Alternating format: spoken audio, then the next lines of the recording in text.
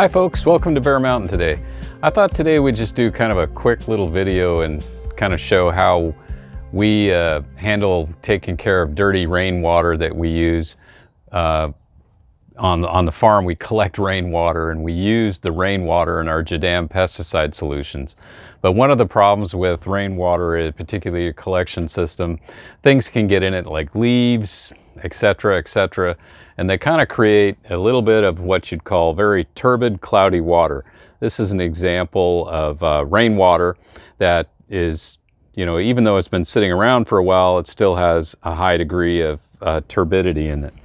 And there's two methods you can use for getting rid of a lot of sediments and stuff. On our cheapo way we're collecting rainwater is basically in open tubs. One of the ways is make sure you don't allow the leaves and things to get in, but even if they dig it on top and water washes through before you can clean out filters and things like that, there's a good shot that you could end up with turbid water. So what we have done, and this is really a simple sand filtering system that can be made by anybody. There's lots of videos on YouTube on how to make these things, but the basic concept is that you're trying to run that turbid water through layers of sand and charcoal, and probably the last thing, just to prevent any larger sediments in it, there would be some rocks on the top of the filter that when you pour the water into the tank where the water is going to flow through the filter, that larger pieces of sediment don't get down into the finer sands. So this is just an example we're going to build today. We're just going to show you how well this actually works. It works incredibly well, and you can make it from things you probably just have right around your house, a farm, garden, whatever. It's things that we didn't purchase, but things that we made ourselves. So let's walk through it. All right, so what we're going to be using today is just a 1 gallon, basically milk jug, or in this case it had distilled water in it once upon a time. Now, you can make these filters any size. You can use large buckets, whatever container that makes sense for you for the volume you want to do. So if you want to do a larger volume, obviously you have a larger container, but the concept is basically essentially the same. This is a gravity-fed system in a sense that there's no pressure behind it other than the water that's being at the top of the filter as it's going to percolate through the filter. What's going to happen is that filter is going to be taking out finer and finer particulates, and then it gets down to the bottom and comes out of the bottom here. It's going to essentially be water that no longer has sediments in it or any kind of turbidity. It's going to look like clear water. Now what this won't do is this will not take out anything that's biologic. So just because it comes out nice and clear doesn't necessarily mean that it's safe drinking water. So it's not really that, all you're doing here is you're just removing solids from the water itself, but anything biological such as, bacteria and things like that may have got in it from bird poop or whatever got into your rainwater, those bacteria are still going to be there. So that would, if you wanted to then make something, that cleared out the turbidity of the water, got rid of all the sediments, and then move on to the steps to making it drinking water, you'd have to do different steps beyond that, such as some form of sanitation, using some kind of water purification tablets, like a chlorine tablet of some kind or another, or boiling it, or something that would get you to the point where anything that was biologically left in the water that you can't see, but you don't think it's there because it's clear, but it really is that would be the final step before you'd feel it's safe to be drinking it. So if you did something like this and just, took dirty water out of a creek, and it looked like this, and you ran it through this and it comes out clear, it doesn't necessarily mean that it's safe to drink at all. So you have to assume that it's not. So think about that if you're trying to use this maybe to an emergency case to sanitize water for drinking purposes. It's a step you can use, but it doesn't necessarily mean that it's good enough to drink. What we're doing today is not about that. What we're trying to do is get our water, all the sediments out of our water, rainwater, because we use the rainwater that we capture in our JADAM solutions, most particularly our pesticide solutions. We're not too sensitive about, whether it's being used in making JMS, or unless we're going to use JMS as a foliar spray. But anything that's a soil drench from the necessary, that we don't have to worry about the water being softened or being rainwater or something like that. Regular well water that still has a high degree of calcium and magnesium in it, like ours does, still works just fine. So the reason why we're using rainwater instead of softened water is because we're looking and saying, how can we do this JADAM process using the materials that we have available to us without going out and recreating the wheel, like, you know, or buying, you know, a water softener. A water softener would be great. If you need high capacity, that's probably the way to go. You know, if we're talking about making gallons and gallons of water that's soft enough to be used in the process, I guess that would make some sense. But when we're spraying, typically for us, we're producing food at a level that's for just my wife and I, Denise and I. We're not looking at, you know, spraying acres and acres of things or hundreds of square meters or hundreds of square feet of things. It's usually a spot application, particularly trying to knock down something on a particular crop at a particular time. Like our last video, be sure to check that out. We did one on cabbage loopers that were attacking our kale. And that is just an example of what we're going to be using the rainwater for. So during the rainy season, we'll capture our rainwater, and we're going to build a system in that, and we'll do a video on that a little bit later, but we're going to capture more of it than we have in the past. And so we're going to be storing roughly probably 100 gallons of rainwater to get us through the season to be using with our JADAM system. So even though the rainwater can sit for a period of time, it still may have some turbidity to it. So before we use it, we're going to be running it through a filter just to make certain that we removed anything that, you know, might interfere with the surfactant, our JADAM wetting agent. So let's go and build this. It's going to start very simple. We're going to cut the top off, and then we're going to put a little piece as an Agribon 19. It was a floating row cover that was used. It's very thin, but you could use a t-shirt, or you could use, you know, a piece of cheesecloth or a thin linen. The basics of it we're going to do is we're going to try to plug the bottom of this hole so anything solid in your filter doesn't wash through. And then we're going to start putting the layers in. So first step is cutting the top off. I'm going to make certain that I cut and leave as high enough as I can. So I'm just going to be kind of cutting right around here, maybe about a ½ inch from the very, very bottom, and just going to cut all the way around. It's kind of like basically where the curve starts to happen with the bottom. So I still get a bit of a curve in, you know.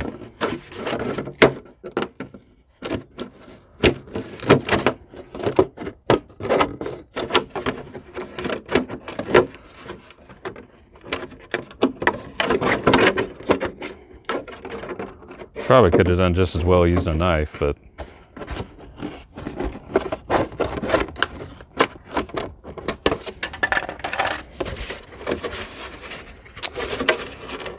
okay. So there it is, nice and cut. You can see my finger. All right. This is a piece of Agribon. You can actually, if you look close enough, you can kind of see through it a little bit. So it's going to be good enough to capture any of the solids, but still allow water to percolate through pretty easily. And that's what you want to do to plug the holes. You want to use something that will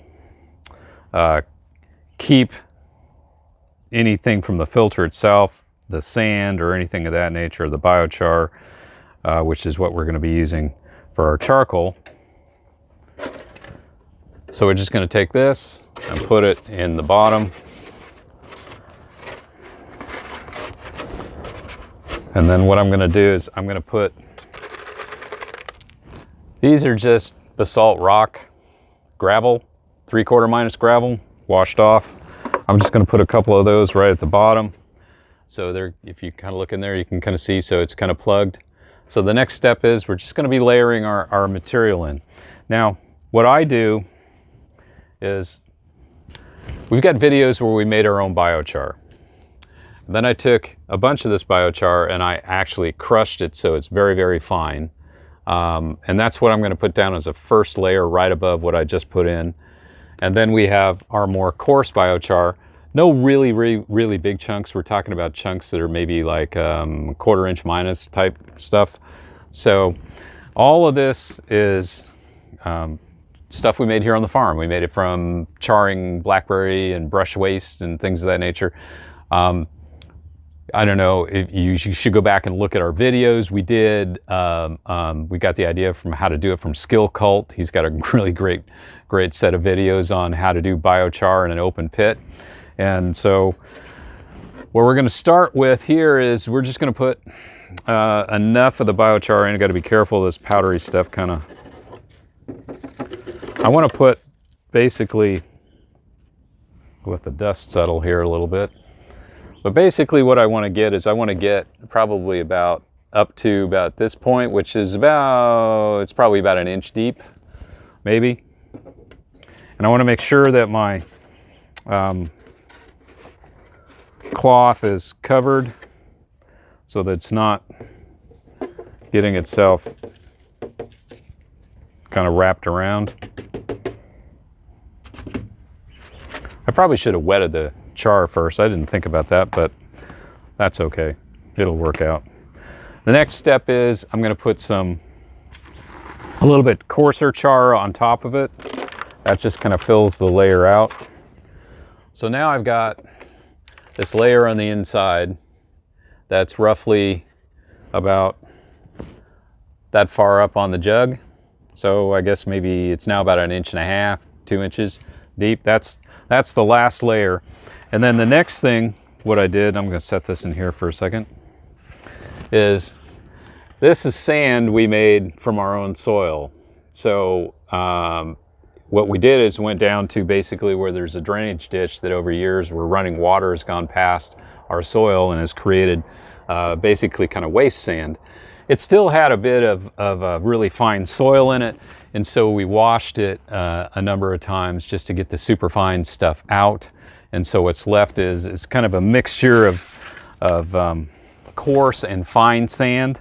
Now, if you had access to fine sand, you know, like I had it separated out, I suppose if I had, you know, used some kind of sieve, I could have separated the coarse from the fine. That would be a little more probably sophisticated way to do it, but I didn't. So it's just, I just washed it and it's just kind of a mix. And I have found that it works okay. And so what I'm going to do is I'm going to put about 1/2 inch to 1 inch layer in here of this nice sand. And there's no rock in the sand, so I mean it is just pure sand. And then, oops, I guess I shoved some stuff in there I shouldn't have. So now I've got, you know, a layer of sand on top. It's about that much. I'm going to put a little more coarse biochar in.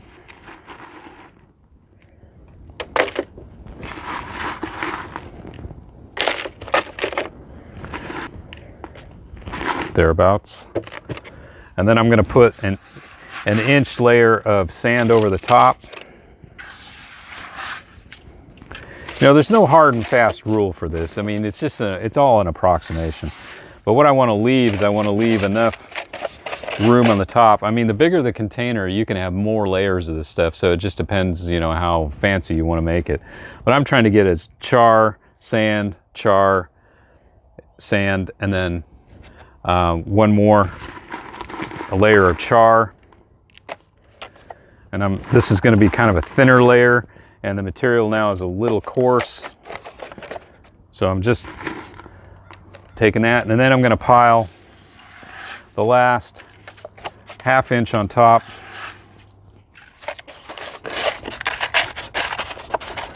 With some sand. And then as a very end, last thing, I'm going to take my coarse rocks and I put the coarse rocks on top. Now the idea of the coarse rocks isn't, it's not doing anything other than trapping anything that might be big, and it also slows down the water when you pour it in so you don't wash the sand of your filter around. So I only need about roughly about a 1/2 inch layer, just enough to cover the sand. and so the sand doesn't move around when I put water in. And that's it. That's the rough filter. And as you can see, I've left, this is going to settle down a little bit when it gets wet, but I've left enough in here for probably, maybe 2 or 3 cups of water, roughly, to get started. And then the material is going to come out the bottom here and drip into a container. Now, one of the things that happens is when you first build these things, you go, oh, it doesn't work. I put the water in and it still comes out. Now it comes out looking like it's got really fine biochar in it, or it's got, you know, really fine sand, still kind of dirty. That happens. You actually have to flush these things probably, you know, 3 or 4 times, depending on how many layers you put in, to get the superfine stuff out. Okay, and then what's left is, I shouldn't say it's really super fine. It's more like it's more like extra fine. Let's put it that way. It's stuff that'll wash through pretty easily. The other stuff that doesn't, the really, you know, really super fine stuff that you get in turbid water, is going to stay trapped in this filter. So the stuff that's washing out is I guess, for lack of a better term, a larger particle size. And I didn't mean to phrase that like a question. Okay, but anyway, that's kind of the point. So the next step would be to just use regular water and just kind of flush it out. And let's go walk through that. All right, so here's the example of it. We've got the filter on top, and we're going to drain into this clear jug right here. It has nothing in it right now. Now, the first probably 3 or 4 times that I run this thing, it's going to be pretty turbid water, but it gets less and less. So first thing I'm going to do is just kind of fill this up, kind of gently, making sure that the water kind of percolates through.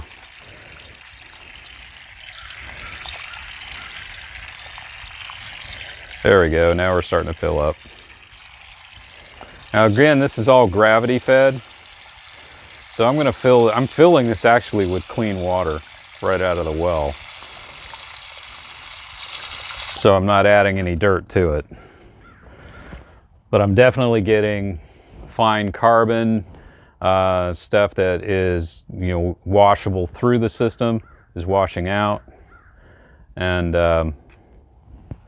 it's running pretty good. You can kind of see it's actually got a nice drip going to it, which, you know, at that rate will probably, you know, I don't know, but I would imagine you could do several gallons an hour at that rate. So it's going to take a little bit. So when the water is going to look like is, and I'll let this drain here for a few minutes, we'll come back and check it. But what the water is going to look like is it's going to look like it's got a little black cloudy to it. And that's the char. That's just washing the material that can wash through the system through it.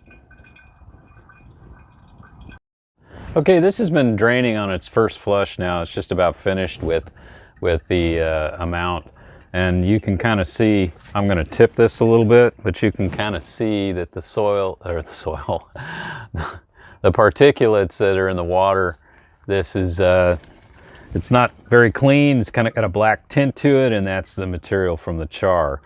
So what I'm going to do is dump this guy out, and then we'll flush it again. We'll just keep doing this until we get to the point where the water is clear. So now we're going to fill it up for our second flush.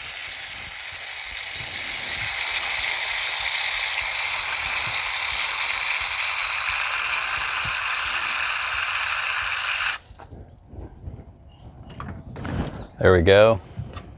Should start draining through here pretty fast. Yep, it's doing pretty good. Now actually the water's a lot cleaner even on this second flush. So it's almost perfect at this point.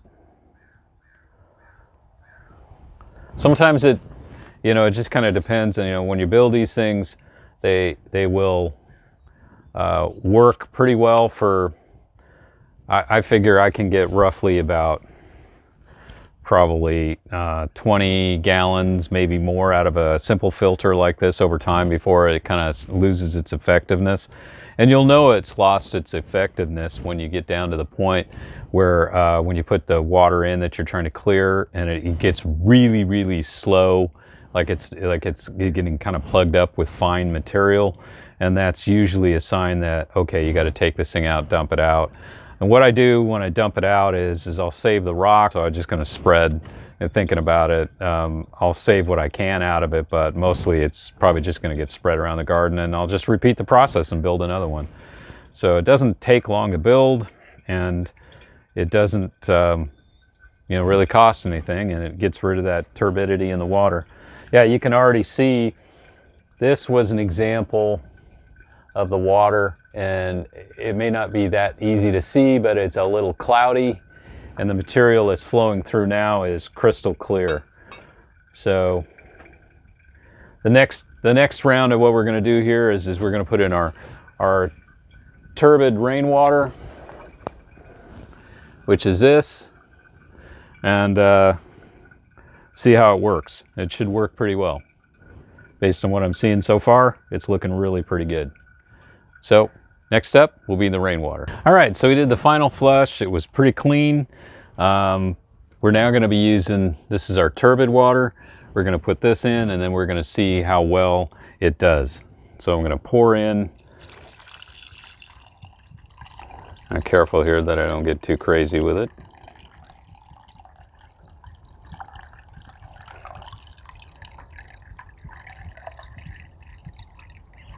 There we go. Pretty turbid water. And let's kind of zoom in and see how that is working down at the bottom. Let me get my jars out of the way.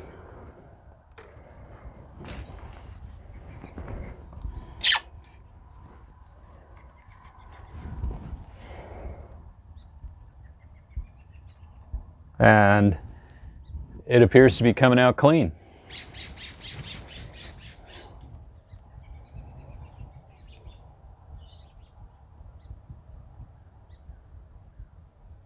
Yeah, it's looking good. So that was the basics of a pretty simple filter system. And like I said, you can scale this to however you want to do. You can put the layers in that you want, that you think will get the job done. It's not a permanent filter, and it doesn't, it's not like something that's a commercial filter where you could, perhaps, some of the more advanced ones, you can back flush them and clean them out and do that sort of thing. Basically, when this thing really starts to slow down in terms of filtering water, it takes a very long time. That's when you know pretty much that the thing is kind of reached its saturation capacity for pulling stuff out. Or in some cases, if it just isn't even pulling the water out, or the stuff out of the water effectively and giving you, a good clean solution, that's when it's time to kind of change the filter up.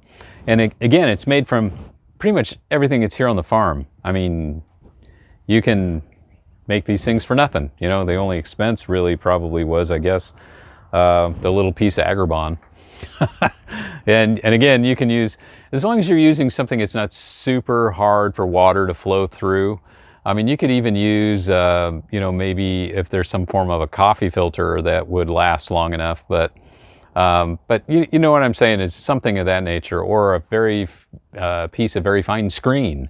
So it doesn't have to be, exactly what I put into it. It's the concept that matters here.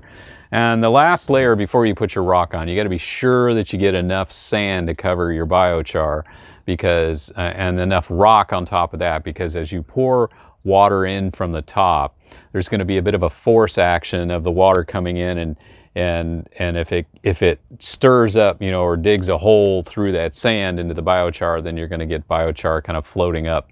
It doesn't mean it's ruined. It just means you could peel your rocks back and put a little more sand on the top, and then put the rocks back down, and it'll probably work just fine.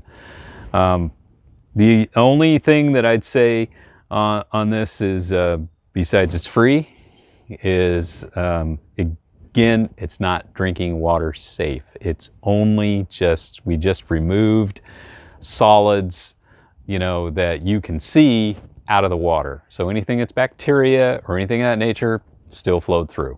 So if you were to take a next step and try to make it drinking water, I just have to reemphasize that you got to treat it, you got to sanitize it for bacteria and things of that nature.